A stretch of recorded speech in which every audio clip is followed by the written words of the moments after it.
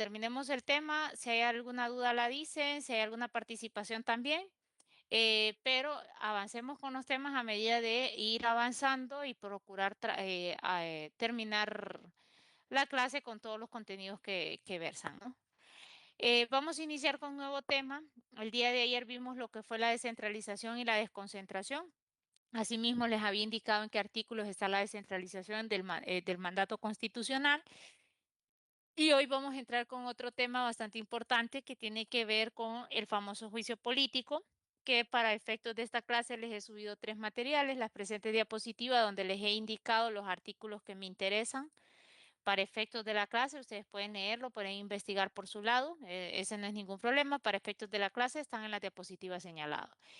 Le subí la ley sobre el juicio político y le subí lo que fue la sentencia del caso Gutiérrez Navas y otro versus Honduras, en virtud de un procedimiento que se aplicó en Honduras allá por el 2012, que luego lo voy a resumir, no voy a abarcar los 20 y pico de páginas que tiene la sentencia, solo voy a concluir qué es lo que me importa de ella. Si alguno de ustedes tiene algún interés, la sentencia completa está en el aula virtual. Ustedes la pueden leer en cualquier momento, descargarla, leerla si es de su interés. ¿Qué fue lo que dijo la Corte con respecto al tema? Ahí lo pueden tener. Yo solo voy a resumir lo que me interesa para efectos de clase. Em, Vamos a avanzar entonces. De la Constitución de la República únicamente es el artículo 234 y arrancamos.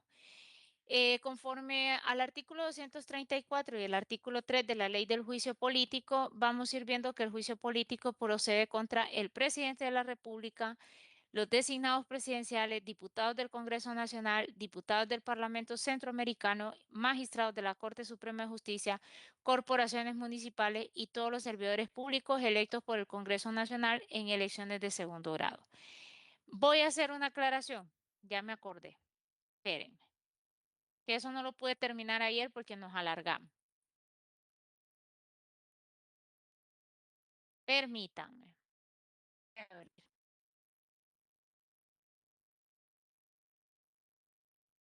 Como ven, el artículo 3 nos habla de elecciones de segundo grado. Como ayer no pude terminar porque les estaba atractivo el tema, voy a hacer una aclaración. Estas dos últimas diapositivas, que es el artículo 245 en cuanto a las atribuciones del Poder Ejecutivo y el artículo 205 en cuanto a las atribuciones del Poder Legislativo, en el campus virtual encuentran un documento Word que contiene 2 cuadros. Si ustedes revisan, déjenme lo descargo. Ahí en la tercera unidad, ya me descargó.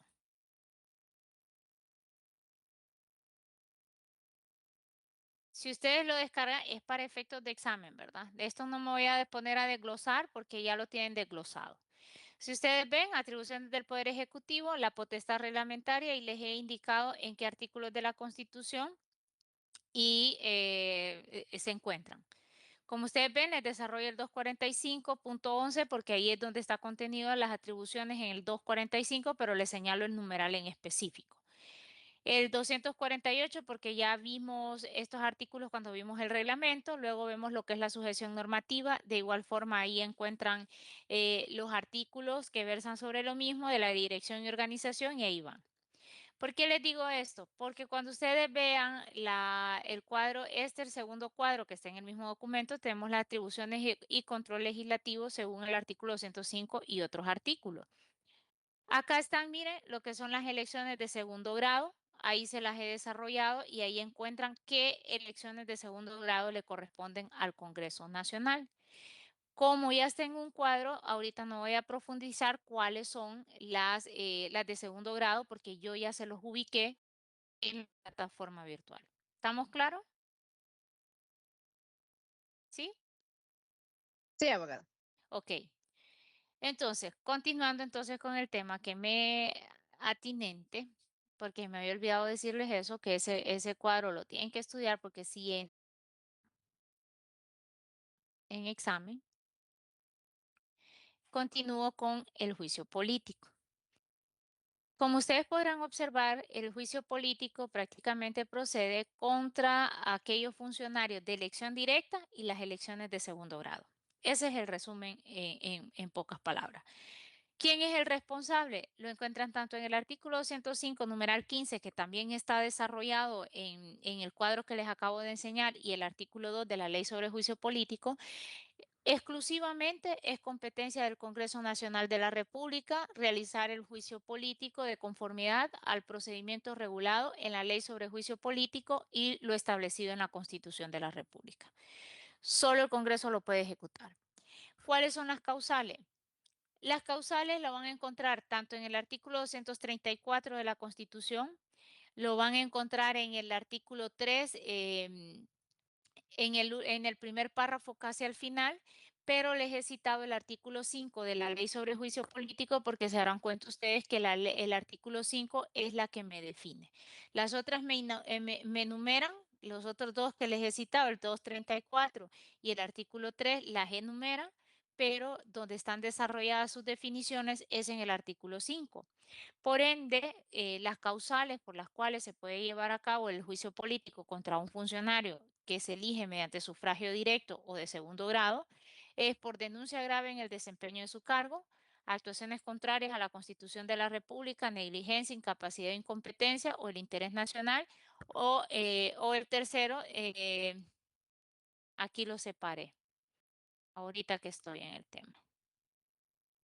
Lo borré, fue jóvenes. El segundo es la negligencia, ese sí, fue que lo pegué. Este sería el C. No sé qué hice ahorita.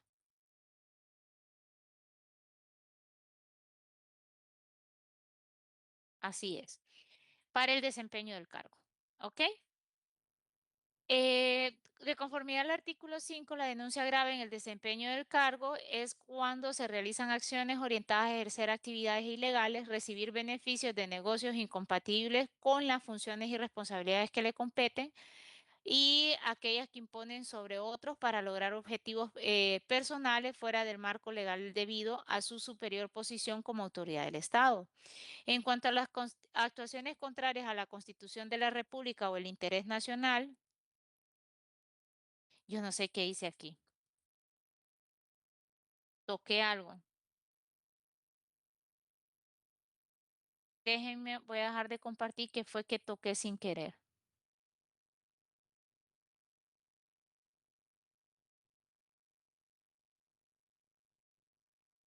Déjenme ver qué fue que toqué sin querer. Pero si no, ahí lo tienen en la ley, porque está citado el artículo. Sí, déjenme, voy a hacer algo porque después me va a pasar. Sí, en la plataforma está bien, fui yo ahorita que le di descargar. Ahorita que lo abrí sin quererlo.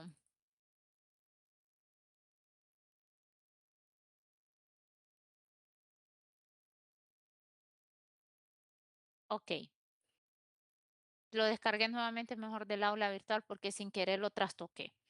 Bueno, aquí está, actuaciones contrarias a la Constitución o al interés nacional, definido por la Constitución, aquellas acciones o omisiones que manifiestamente sean contrarias a las funciones, obligaciones y atribuciones establecidas en la Constitución de la República para el cargo que desempeña o que lesione el interés nacional por ser contradictoria con las diferentes políticas del Estado.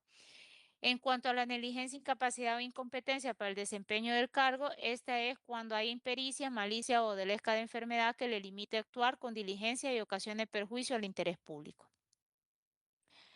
Ahora bien, luego en cuanto a los efectos jurídicos que sigue el juicio político, la ley que está en Internet, que es la que les he colocado, está cortado el artículo 6 cuando lo escanearon. Sin embargo, lo digo yo, y como lo estoy diciendo yo ahorita en la clase, ustedes lo pueden buscar por otro lado porque la que tiene el tribunal está cortada. ¿Cuál es el efecto del juicio político? Única y exclusivamente, jóvenes, es la destitución del funcionario del cargo que desempeña. Ese es el efecto. El cese del funcionario en el cargo para el cual ha sido electo.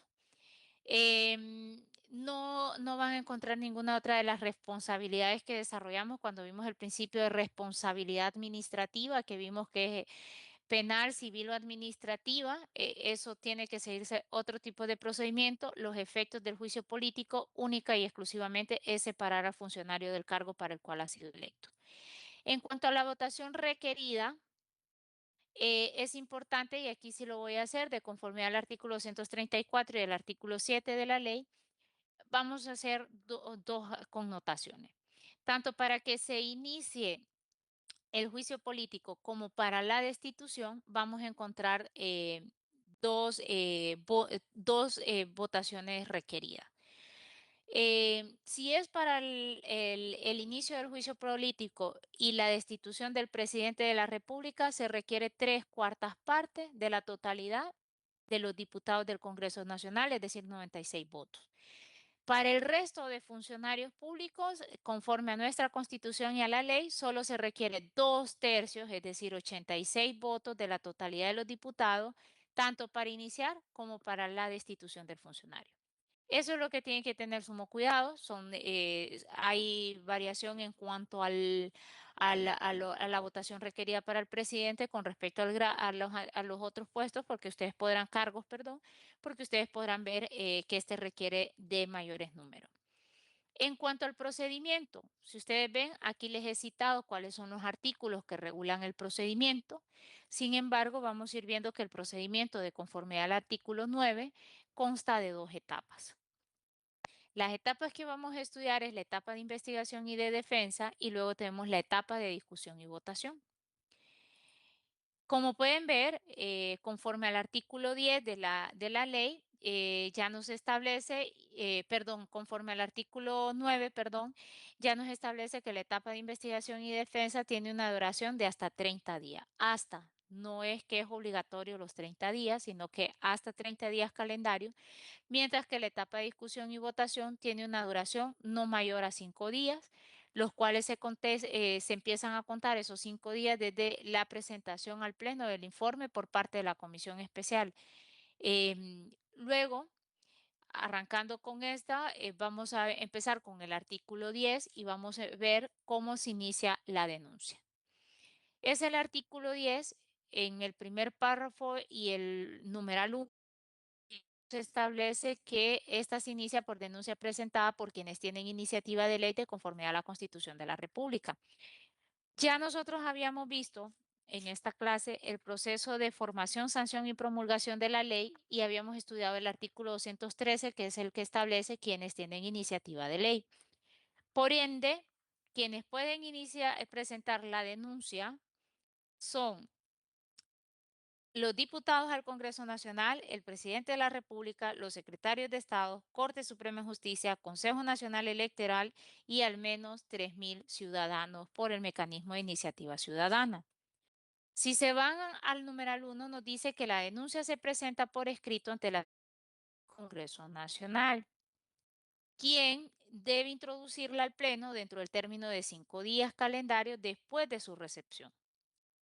Si la denuncia procede a través de la iniciativa ciudadana, el término anterior empezará a transcurrir desde que el Registro Nacional de las Personas verifique la autenticidad de las digitales de los denunciantes. Recuerden que cuando nosotros nacemos y cuando vamos a tramitar la tarjeta de identidad también, a nosotros nos toman las huellas dactilares. Por ende, cuando es por iniciativa ciudadana, el término de los 5 días que establece este numeral 5 se computa hasta que se ha hecho la verificación de las huellas dactilares de los que están presentando la denuncia. Una vez hecha la denuncia, viene lo que nosotros llamamos la etapa de admisibilidad. Y esta etapa de admisibilidad la encuentran en el artículo 2 y en el artículo 11. Perdón, el artículo 2, en el numeral 2, artículo 10, numeral 2, numeral 2 del artículo 10 y el artículo 11. Nos dice el numeral 2, una vez introducida la denuncia al Pleno del Congreso Nacional debe discutirse en un solo debate la admisibilidad o no de la misma, efectuando discusión y votación respectiva. Recuerden que vuelvo y repito, tanto para la admisión de la denuncia como para la destitución es 3/4 y 2/3 según sea el caso.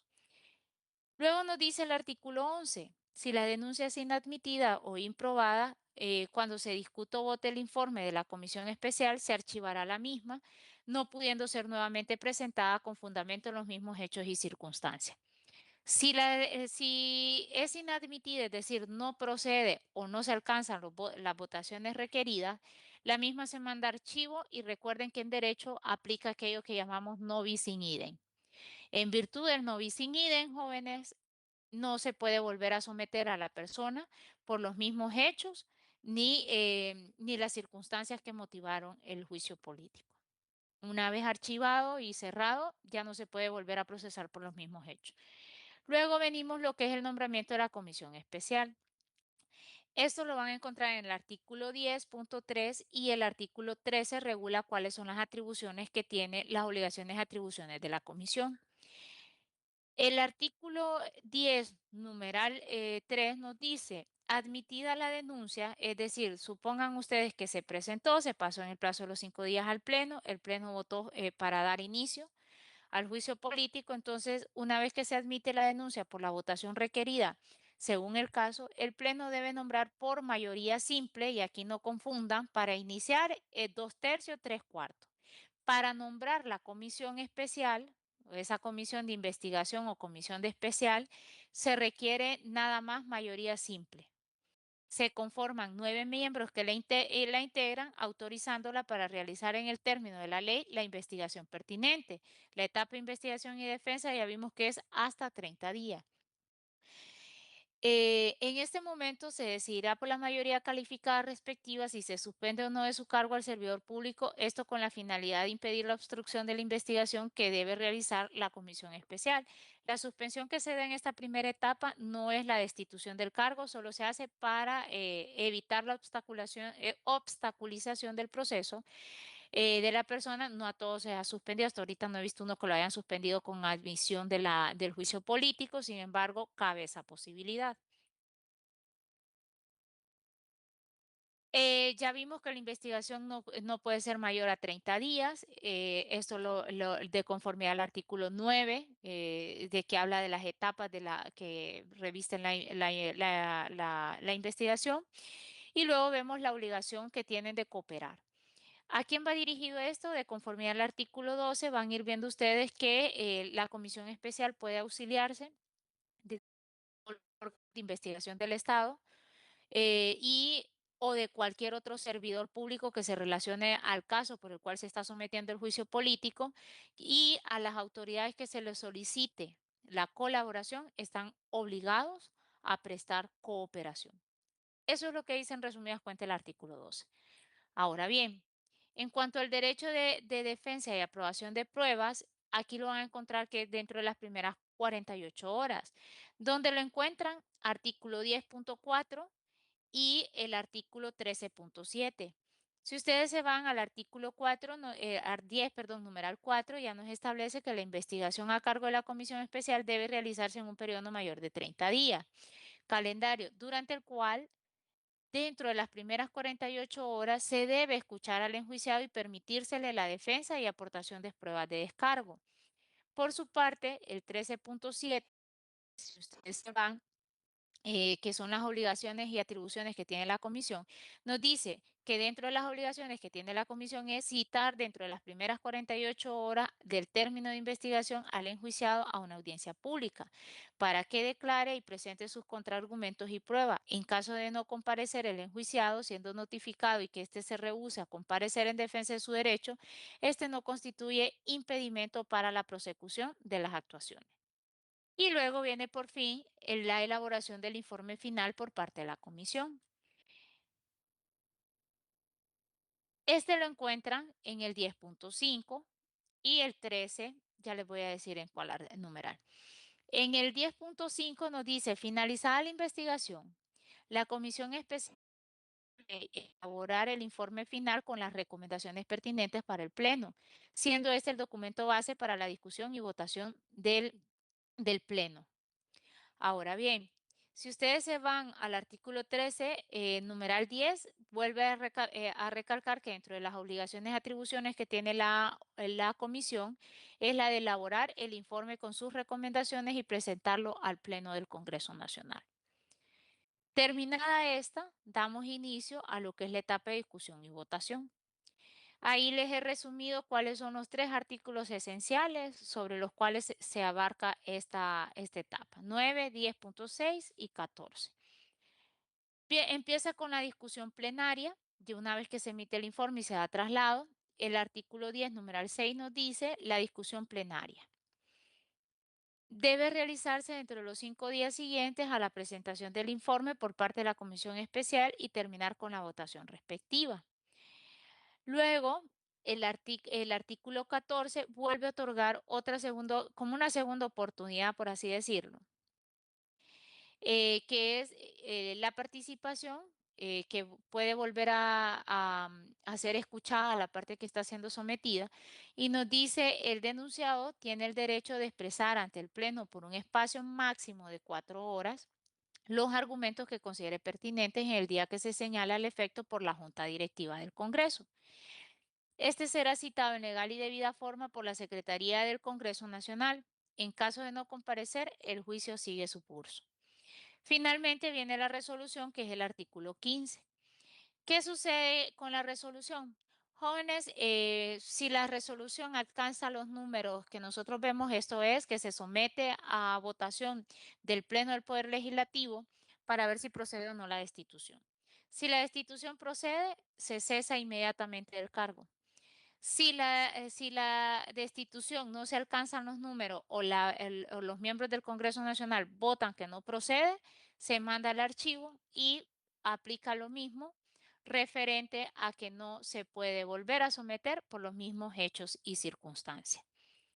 Finalmente, la última diapositiva tiene que ver con sobre el acceso a los recursos. El artículo 8 de la ley nos dice que en base a la naturaleza política del juicio político, contra el juicio, el procedimiento o los efectos, no cabe la interposición de ningún recurso o acción en la vía judicial. Ustedes ya saben y ya estudiaron el debido proceso, y yo les dije que uno de los derechos que el proceso es el derecho de los recursos o a la segunda instancia. Y aquí voy a resumirles a grosso modo, el caso Gutiérrez Nava, que es la sentencia que tienen en la plataforma, que si quieren léanla, si no quieren, no hay ningún problema. No es como que les voy a preguntar en examen sobre ella. Solo, claro, lo que yo discuto, sí. La sentencia como tal, no es como que voy a ir a agarrar y les voy a tirar 10.000 preguntas de ahí, no. En resumidas cuentas, ¿qué pasó en el caso Gutiérrez Navas y otros versus Honduras? Que es el caso que tienen subido en la plataforma virtual, mediante el cual la Corte Interamericana de Derechos Humanos conoció sobre este caso. Lo que sucedió es que el 12 de diciembre del 2012 se destituyeron a 4 magistrados de la Sala de lo Constitucional. Se les aplicó el juicio político. Si ustedes revisan la Constitución, el artículo 234 fue una reforma que fue aprobada en el 2012. Atendiendo al procedimiento de reforma, consulta y pregunta a ustedes. ¿Estaba vigente esa reforma constitucional? ¿Sí o no? Ya se evaluaron sobre eso. Y a estas alturas no tendría ni por qué estar explicando esto.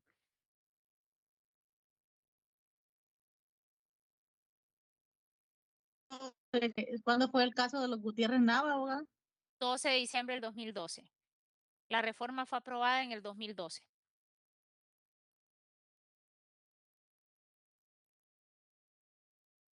Tic-tac. Esa es la desventaja de las clases virtuales y de que no Ya estaba, podamos leer y ya estaba estudiar a aprobada. profundidad.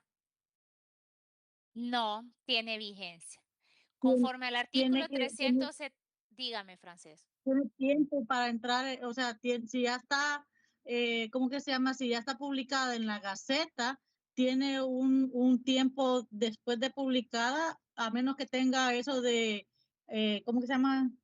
No, no me A confunda ejercicio, creo, ¿no? procesos, no me confunda procesos. 373, rigidez constitucional, lo vimos en la primera unidad. Les expliqué que para que la reforma a la Constitución proceda, se aprueba y luego tiene que ratificarse en el periodo subsiguiente. Por ende, si la reforma fue aprobada en el 2012, debió haberse ratificado en el 2013 y a ellos se les destituye en el 2012. No tenía vigencia, la reforma no tenía validez en cuanto a que no se había completado el proceso. ¿Vieron por qué yo prefiero las clases presenciales? Bueno, eso por un lado. Por Son otro lado, oportunidades, abogada, son por otro oportunidades. lado, sí, pero es que no todos estudian. Muchos solo van a buscar las respuestas al mero día del examen. Yo sé que Bueno, no todos se van, no de todos se van a acordar y no todos solo no dejan de estudiar. Yo sé que muchos utilizan inteligencia artificial para contestar los exámenes, lo sé, lamentablemente nos engañamos solos. No digo que todos no estudian, ¿verdad? Pero por eso es que les digo, lo segundo es que esta ley fue aprobada en el 2013. Por ende, pudo haberse aplicado, no se puede aplicar retroactividad de la ley, que ya lo estudiamos. Tiene que imperar el principio de legalidad tanto para imputarte una falta como para aplicarte una sanción. Eso lo vimos en derecho ya se los había explicado, todo eso lo vimos en la segunda unidad. Y por ende, desde ahí ustedes ven que esto no tenía pies ni cabeza. ¿Qué va a suceder? La Corte Interamericana va a conocer este caso y las partes van a denunciar falencias en la Ley Especial sobre el Juicio Político, además de la ilegalidad del mismo, porque la norma no había adquirido vigencia, ni la ley ni la reforma.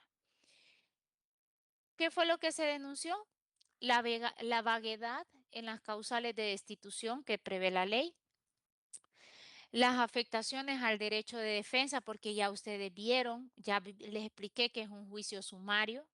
Si ustedes vieron, se violentó el derecho de defensa porque ahorita se da lugar, aprueban, nombran la comisión y la parte solo tiene 48 horas para recabar pruebas, buscar una estrategia de defensa, entre otras cuestiones que pueden ser criticadas con respecto a la ley. Y la otra fue la falta de salvaguardas referente al cese masivo que se puede dar con respecto a los magistrados. Concluyendo la Corte, que en efecto, la Corte va a concluir que en efecto hay vaguedad e imprecisión en cuanto a la causal de destitución relativa a lo que es la lesión por un interés nacional, porque si ustedes ven, solo dice interés nacional y aunque da una definición, no define qué es interés nacional y cuáles son esas causales que podrían caber en cuanto a una lesión al interés nacional.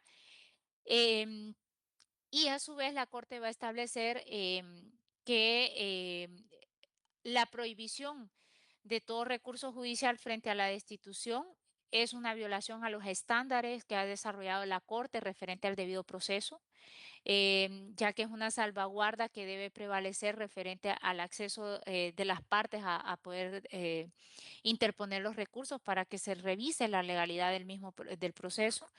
Em, a su vez, hay inexistencia de garantías para prevenir lo que es el cese masivo de jueces y magistrados de la Corte en el caso de Honduras.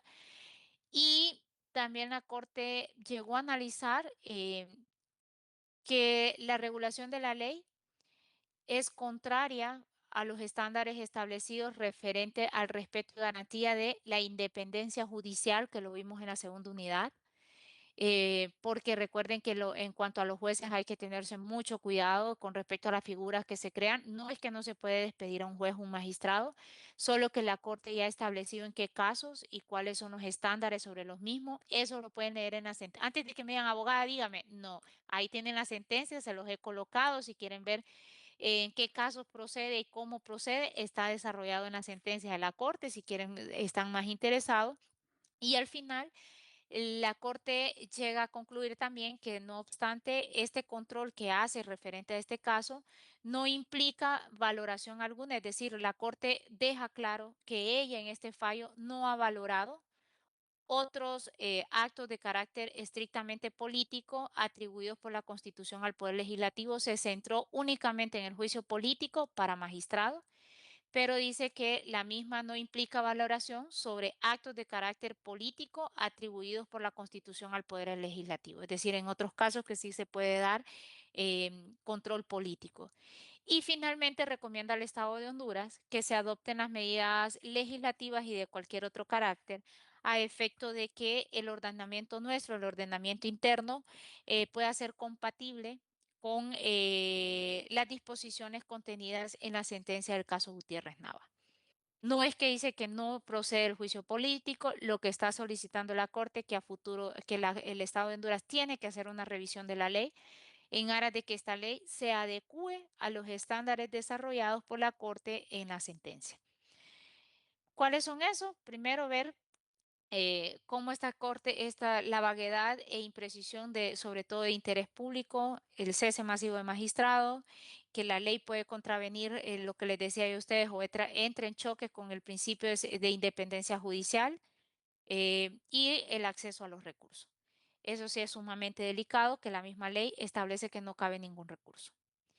Por ende, Honduras sigue pendiente en esto. No voy a entrar a discusión a lo demás porque yo ya les di el resumen que dice la Corte, ya les dije que dice la ley. Respecto a esto, no ha habido esa reforma, no ha habido una adaptación. La ley sigue estando igual que cuando se llevó el caso ante la instancia de la Corte Interamericana.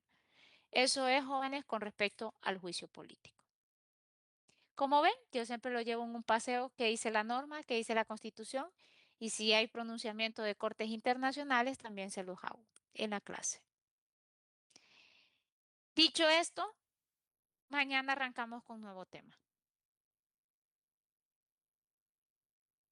Se volvió a O sea repetir. que la sentencia es de la Corte Interamericana de Derechos Humanos, no de la Corte Suprema de Justicia de No, nuestro país. Ok. esa ya fue instancia internacional.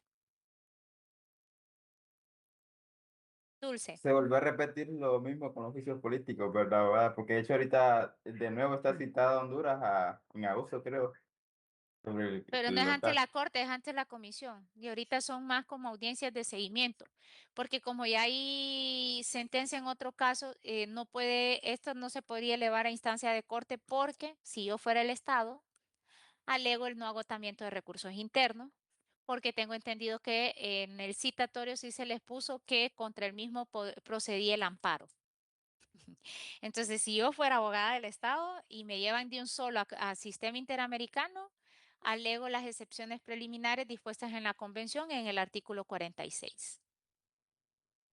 Lo siento, me pasé un poquito, pero habría No, que no. ver, claro, no se va, a futuro no se va a salvar si no está bien hecho el procedimiento. Dulce, No, hay otros abogados también detrás de los casos. Eh, no, me gusta porque precisamente me va a servir para un trabajo de grupo que estamos haciendo en la clase de Derecho Internacional y me toca precisamente el caso López. Oiga bien, otros jueces. Lo raro López es que Long. solo, lo raro es que tienen como una secuencia de partidos, Lo que pasa algo es que así. López Long no fue juicio político. En el caso López Long fue despido No, de no, pero jueces. llevan el mismo tinte, abogada. Sí lo Porque lleva, es que no, los estoy estudiando, es que por los eso le estoy digo, estudiando.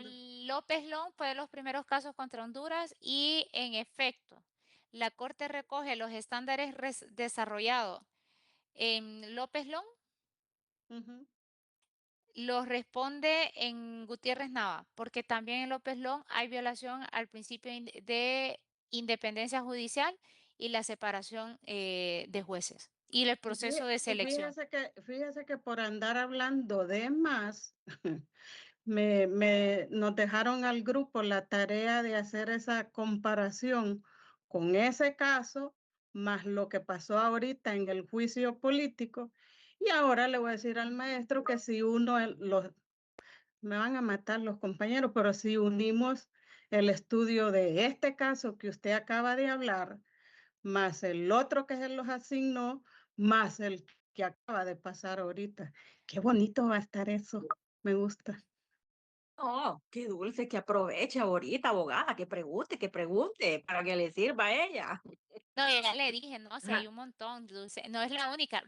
Vuelvo y repito, en el caso de Honduras, López Lón fue la primera que fue, por eso le dije, no es juicio político, por eso le hago la aclaración. López Lón Ujú. fue despido, no juicio No, no, político. sí, pero lo que le digo es que tienen como el mismo, perdón, pero tienen el mismo tinte, Fue así político. como, ajá, correcto.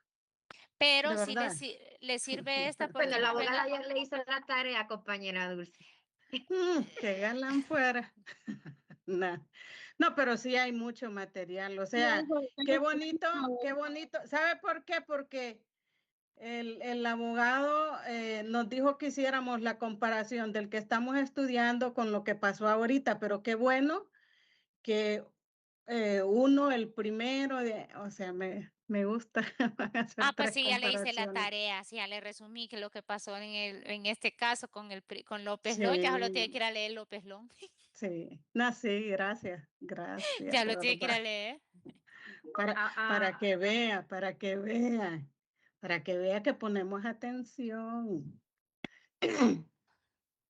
Yo no digo No, que no, no. es que fíjate que cuando la oigo presencial me achica el corazón porque, híjole, yo estoy tan emocionada por esta oportunidad que a mis 59 años quiero alcanzar una meta que por, por, por cubrir necesidades familiares no pude lograr mi sueño y tuve que trabajar para educar a mis hijos y ahora me toca a mí. Y yo digo, maestra, que depende de cada quien, pues. Yo sé que yo no voy a ir a litigar porque no es ese mi caso, es otra la meta y mi sueño es graduarme de abogada. Pero digo que depende de cada quien el interés y el deseo de superarse, pues no ser abogadas, no ser título sin abogado, sino abogado con todo y título. Ok, voy a aclarar por qué digo yo que estoy en contra de la virtualidad. Solo obsérvense, extraño cuando en las clases no me está Andreina, Florinda, Osman, Glenda, Dulce, Francés con cámara. Ya le voy a decir quién más. De ahí no nos engañemos, son poco Ashler de la activa y no me acuerdo quién es el otro. De ahí la mayoría jóvenes, por experiencia se lo digo, cuando se me quedan o no sacan la nota que esperan, Ana también suele activarla. Cuando Alan de vez en cuando, pero sí suele estar ahí presente y siempre cuando hay algún tema de debate, sé que está pendiente porque participa y activa la cámara, Alan. Pero voy a decirles por qué. En un periodo, una vez los alumnos no sacaron la nota que esperaban, todavía no estaba tan avanzado Géminis ni nada de eso.